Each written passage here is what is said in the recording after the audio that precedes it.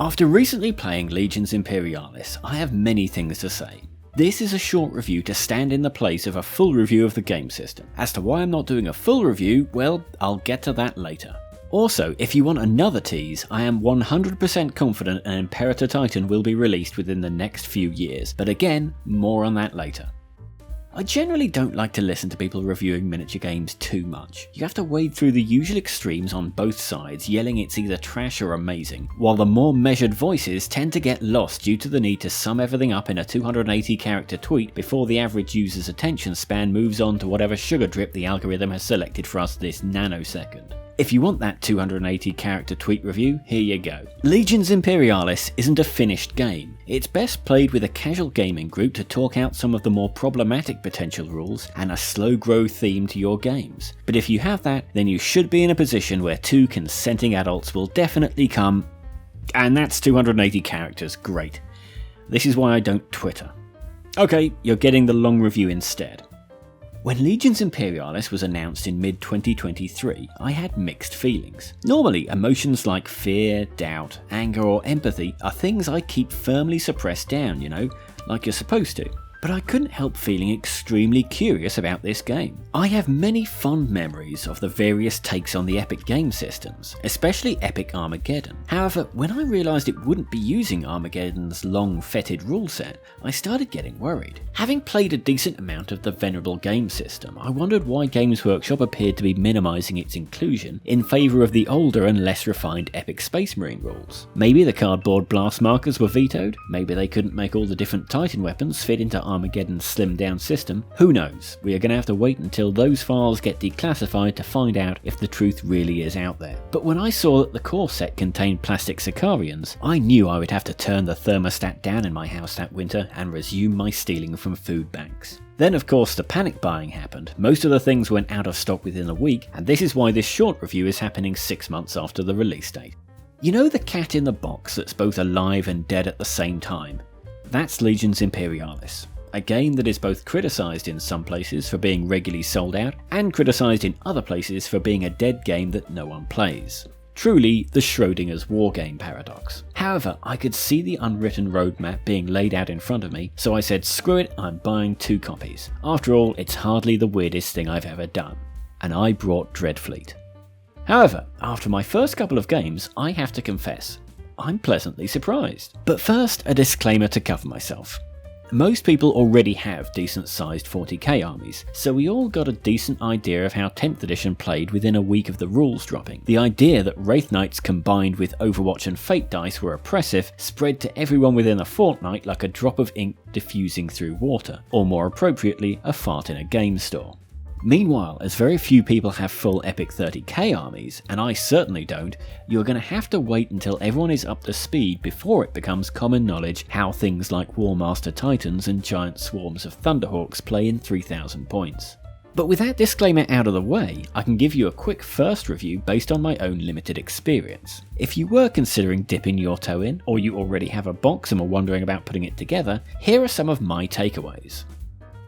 First of all, the correct scenery makes a huge difference. If you can find a person or a shop who owns the Civitas Imperialis set, or simply 3D prints their own terrain, you are going to get the absolute most out of your gaming experience. 2 fist-sized blocks of terrain per square foot seems to give the perfect mix. The reasons for this is that one of the key mechanics is being able to garrison buildings with infantry, which not only gives them an unmodified cover save, but it also grants them a big bonus when they are being assaulted in combat. You can't just waltz into a unit in cover with some kind of super unit and expect an easy ride of it like in 40k, especially if your opponent outnumbers you. Scenery, or specifically the scale of scenery, is always the biggest problem with games that are either larger or smaller than 28mm scale. This was the same factor that throttled Inquisitor and Warmaster, and it remains to be seen how this will affect it moving forward. Secondly, this game uses alternative activations, which gives it a really different tactical style in comparison to Warhammer 40,000 or Horus Heresy Age of Darkness. In I Go You Go game systems, you are trying to work out how to partition your force to make your opponent's life as difficult as possible when their turn comes around. A close fought game of 40k can sometimes be like both chess players putting each other in check at the end of their turn before one shouts checkmate, flips the table and starts gyrating their hips in victory. In Legions Imperialis, you are given many opportunities each turn, some only presenting themselves as your opponent activates their key units and you can get away with sneaking a unit across the board, avoiding Overwatch or First Fire. Neither player can tell exactly how a turn can plan out, so you can make inspired tactical gambits or rash blunders,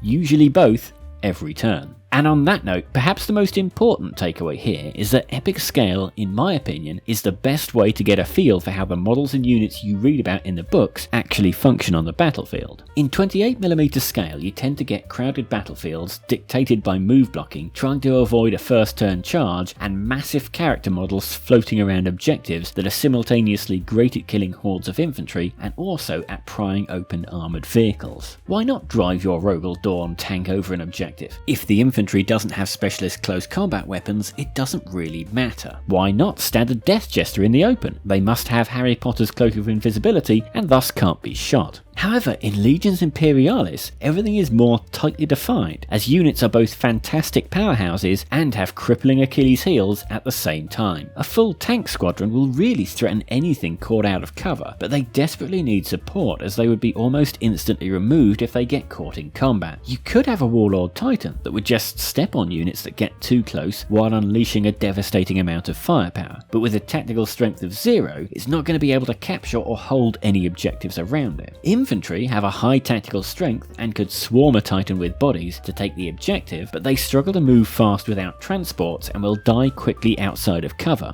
Rhinos aren't some gimmick you read about in the history books. You absolutely need enough of these to transport your precious infantry around the board if you are going to get moving. Terminators and Assault Marines can try to dislodge garrisoned infantry units, but need support to counter the cover saves and combat bonuses for the defenders. Walkers and Dreadnoughts can thrash elite infantry even in cover, but they need big help to move quickly, and can't garrison structures even if the infantry is wiped out. It's rock, paper, scissors, lizard, spot. Everything should fit into place nicely. It just needs balance, but I'll come back to that. Fights are interesting.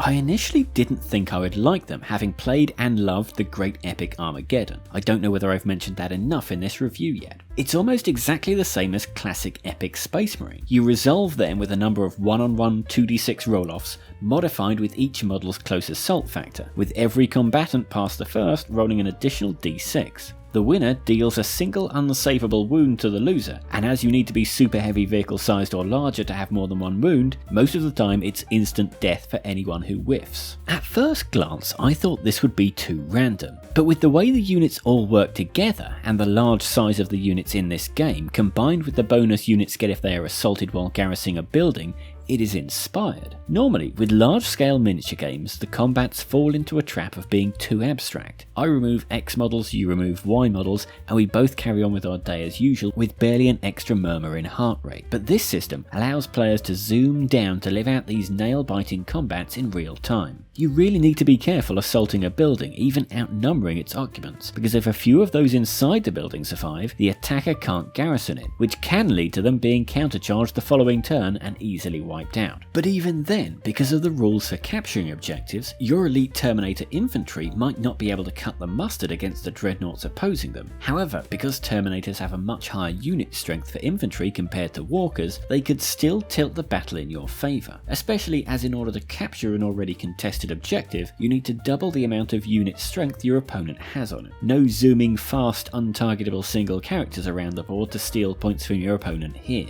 Using old rules like this is fascinating to me because it proves you don't need to reinvent the wheel when it comes to writing a miniature game. Although you occasionally need to smooth out certain rough patches of a wheel with a balance patch now and then. Don't worry, we're coming to that bit. The points limit is weird.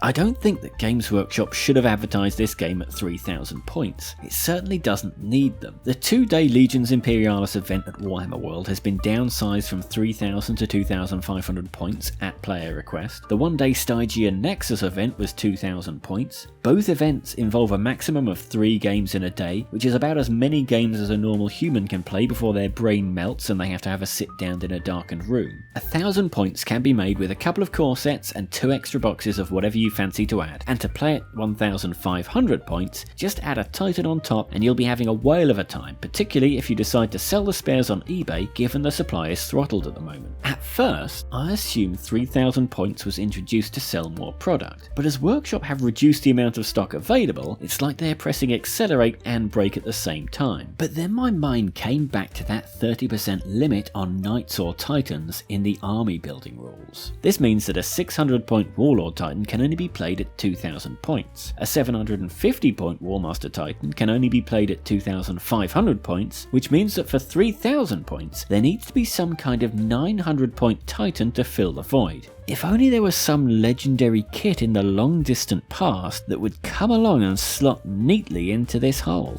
Yes, you guessed it, Imperator confirmed. I'm gonna guess late 2025, early 2026, but that's just using a bit of pattern recognition on my part to match the rough timescale between the release of Adeptus Titanicus and the release of the Warmaster Titan. But yes, other than to take an Imperator, there is no reason to think that you should have a 3000 point army. If you want to stop here and indulge yourself in this game system, go ahead.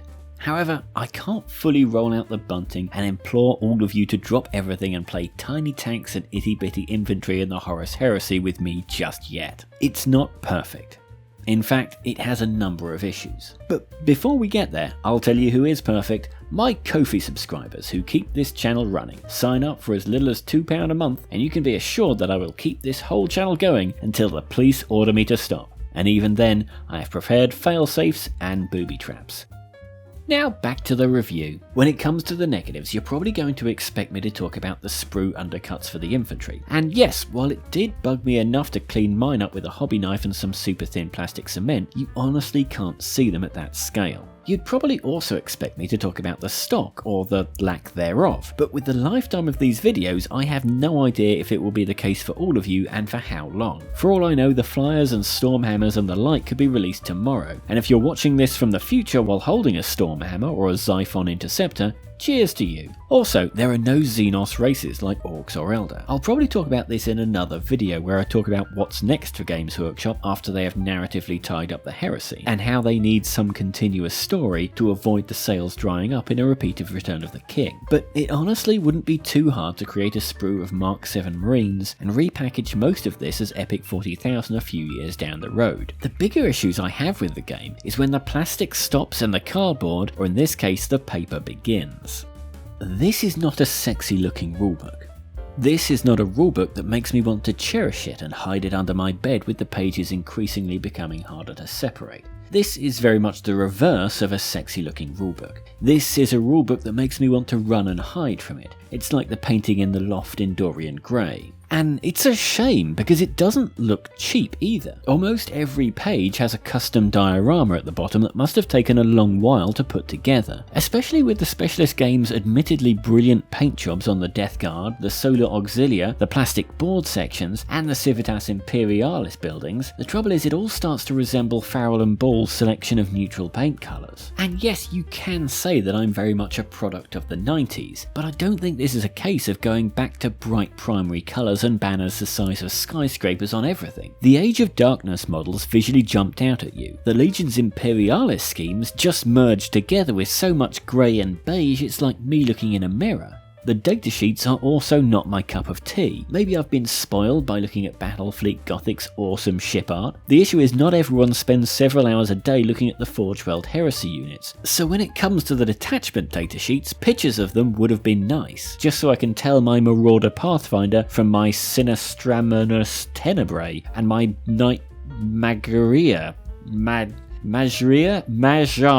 Comparing a Legions Imperialis datasheet against the Age of Sigmar version 4 War Scroll, and you can see the problems. On one hand, you could say that it's a retro look to suit the game system, an attempt at sprucing up the classic 2 paragraphs per page design of the 90s. On another, less charitable hand, you could say that Workshop had locked themselves into the formatting of the original Forge World hardback heresy books and are now unwilling to change it despite it no longer being suited to the format of miniature game rules. For example, here is a page from the core rulebook against a page from Spire. Here is a page from the core rulebook against a page from Wildsea. And here is one against a page from Undaunted Normandy. Part of this issue is that the specialist design studio is air-gapped from the main design studio to cut down on leaks, and unfortunately a byproduct of this is that the main studio can take massive leaps in user interface and rules layout without passing its knowledge over to the specialist game. However, the datasheets of Aeronautica Imperialis still look miles better than Legions Imperialis. It's possibly unfair to compare a miniature wargame to a role-playing game or a board game, but honestly, if you're going to have 10 pages of special rules and another 10 pages of special traits, you at least need an index. It also needs another pass at the reference sheet. Some things are just plain wrong, like the initiative phase. Players roll off with the winner gaining the initiative for this round should be replaced with the wording players roll off with the winner choosing who gains the initiative for this round. The difference is small but hugely important. They could have also added in key rules like in the charge order section, only getting the +1 to the fight roll if the unit moves at least an inch. And yes, I'm aware that I'm a rules pedant and frequently get them wrong myself while creating how to play videos, but I'm genuinely considering rewriting them and publishing a series of videos on how to play it on this channel so it's not so much of a slog. Also, the cardboard tokens are the worst gaming accessory I've used since I played Pirates of the Spanish Main, where WizKids misprinted the D6 dice. The cardboard is so thin it tears when you try and punch it out. It's not like Games Workshop sells an advanced version, so I'd recommend using coin capsules or some third-party ones from Etsy. Backing off my high horse for a second, there are also some niggles that might just be down to my inexperience or personal preference, so don't crucify me too much in the comments if these turn out to be a storm in a teacup. Personally, I'd like to see the rules like point defense being written into the main rules section rather than left until a subsection of special rules later. There is also plenty of room on the datasheets to add in the full special rules and traits, or at least cut down versions of how they work rather than forcing players to go flipping through a rulebook, especially when you have units like Terminators that have 5 special rules associated with it. I'd also like to see the anti-tank keyword mean that the weapon is completely ineffective against firing into infantry rather than affecting them as normal, but reducing its AP to 0, a bit like it used to work in Epic Armageddon. There I go again. Due to the amount of cover in the game, it frequently means that las cannons are sometimes better anti-infantry weapons than heavy bolters. I would also want individual points costs for the weapons back, as all options are balanced against each other in the same way as 10th edition 40k, so those heavy bolter sponsons are exactly the same cost as the las cannon sponsons. Titans and the like certainly need different points costs for different weapons, as plasma blast guns are just worse turbo laser destructors. And while you're at it, the Warhound clocks in at an annoying 330 points, which means it's 30 points over the points limit for 1,000 point games, and you can still only take 1 in 2,000 points despite there being 2 in the core box.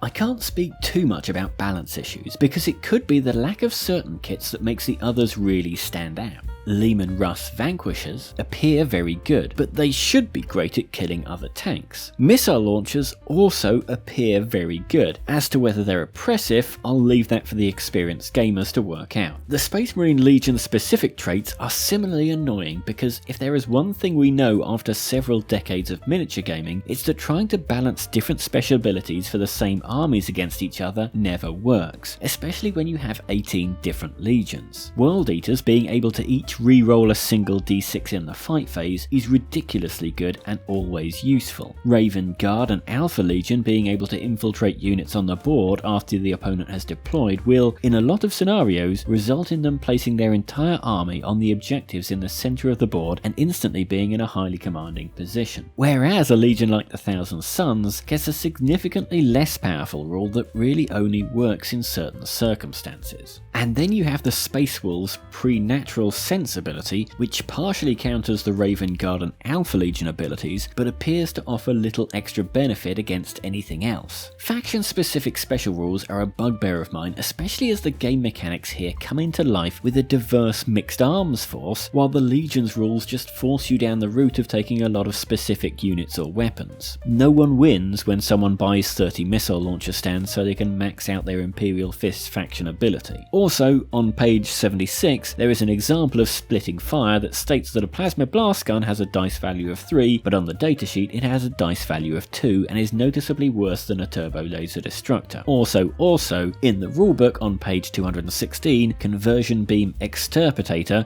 should be spelt conversion beam extirpator. Although, that does feel like a minor point, and I should have placed it somewhere else in this video. Probably in the section on rulebook formatting. Unless you consider this to be a meta joke on the formatting of the rules, in which case I'll just leave it here and give myself a pat on the back for being oh so clever. In conclusion, I'm hoping that in time these issues get fixed, and the more these issues get talked about, the more likely they are to get sorted. With the Mechanicum and Custodes heavily rumoured, and things like Mastodons, Fellblades, and maybe even an Ordinatus machine coming along down the road, I expect that we will see loads of amazing looking plastic kits coming out over the next few years. But you can't avoid the fact that Legions Imperialis clearly isn't a finished game. Now, that sentence isn't as damning as you might think. This is a fresh game system where everyone is starting from scratch, and it looks like it will benefit someone to grow a force from nothing, slowly adding more and more units to it as they come out. I find most trading card games more fun before all the players have figured everything out and a competitive meta arrives to force the games down one direction. Not all games need to give you everything up front. 3,000 points at this stage is out of the budget or time frame for most players. Try all kinds of stuff out and see if it works, just like being in the showers in private school. On the other hand, an unfinished game has obvious problems. For one, the expansion The Great Slaughter is out now, and adds a bunch more units to the game, except that's another hardback rulebook to carry around once it's back in stock. But even after it returns, you know that there will be another £30 rulebook out in 6 to 12 months, with even more units to add in. Most likely those shadow swords and the termites. To be honest, putting the old capitalist hat on for a moment, more people buying rulebooks means more money for the company, which means more support for the game. It also means that Games Workshop can create a full new hype cycle every year, which in turn means more people enter the game and more opponents for everyone. You have two ways of thinking about it. On one hand, if Games Workshop dropped the rules for every kit that they were going to release for the next few years, and only released a few of them every few months, you'd be having 3D printing bureaus popping up all over the place and filling in the demand for things like Scorpius missile tanks and Capital Imperialises. And by the time Games Workshop got around to it, the market would be largely saturated. But on the other hand, if you read the rulebook and see these giant gaps in the force organisation charts and special rules for units that don't exist yet, then you go to a store and can't actually buy the kits, plus you know that Workshop is saving the rules for more rulebooks down the way, it makes you feel a little bit like